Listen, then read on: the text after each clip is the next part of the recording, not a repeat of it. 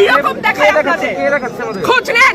আমি যদি না বলি এখান থেকে বাইরে যেতে পারবেন না স্যার, মাথায় রাখেন। Excuse me, sir. This is the last time. I will not listen to this. সব জায়গায় হচ্ছে।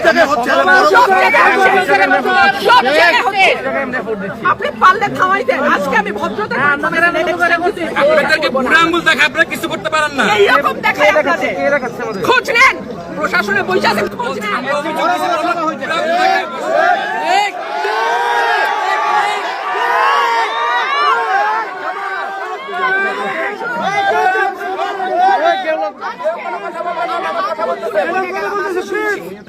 ভবিষ্যতে শুনবো না।